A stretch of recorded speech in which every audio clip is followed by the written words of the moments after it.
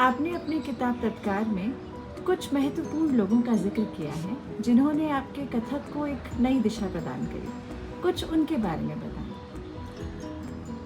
बहुत बहुत ही इम्पोर्टेंट बात है, क्योंकि मैं आज जो कथक के बारे में सोचती हूँ और या मैं जिस तरह से कथक को अप्रोच करती हूँ, उसके पीछे उन लोगों का बहुत बहुत महत्वपूर्ण हाथ है।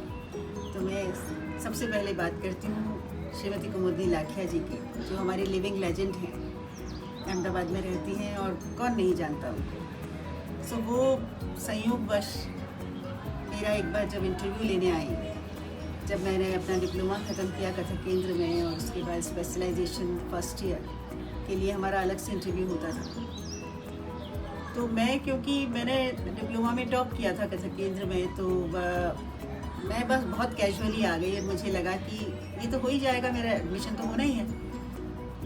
तो कुमुदनी दीदी ने मुझसे इंटरव्यू में पूछा कि कई सवाल पूछे, जिनमें से कईयों के आंसर मेरे पास नहीं थे, और वो इस बात पे भी मेरे से बहुत नाराज़ हुई कि मैं अपना रजिस्टर नहीं लेकर आई, जो कि मुझे लेके आना चाहिए था। और मैंने क्योंकि इसको बिल्कुल गंभीरता से लिया ही नहीं था, पर उन्होंने एक सवाल जो किया जो आज तक मेरे दिल पर और दिमाग पे अंकित है, और शायद उसी ने मुझे बदल दिया थोड़ा। उन्होंने पूछा कि अभिनय दर्पण का पहला श्लोक क्या है। मैंने उनको जवाब दिया कि मुझे उसका अर्थ मालूम है। उन्होंने कहा मैं श्लोक पूछिए। मैंने कहा जी मुझे अर्थ मालूम है। उन्होंने तीसरी बार भी कहा कि मैं श्लोक पूछ रही हूँ। तो जैसे कि कोई भी स्टूडेंट अपने आप को डिफेंड करता है, मैंने अपने आप को डिफेंड करना शुरू किया, और मेरा पहला सेंटेंस निकला कि यहाँ कोई पढ़ाता ही नहीं है।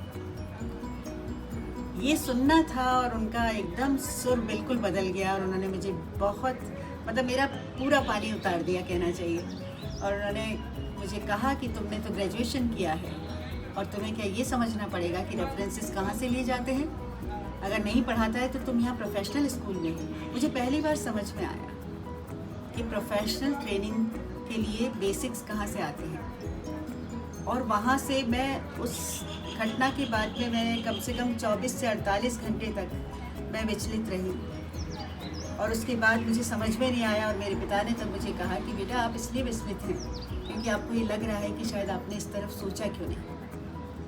और वो एक तरह से ट्रिगर हो गया, और वो एकदम जैसे स्विच ऑफ हुआ, और मेरी अंदर की अकलाहट एकदम शांत हुई। और उस दिन से मैंने पढ़ना शुरू किया, मैंने खोजना शुरू किया, और मैंने शायद कथक की उस वक्त तक की अवेलेबल लगभग सारी किताबें पढ़ डाली।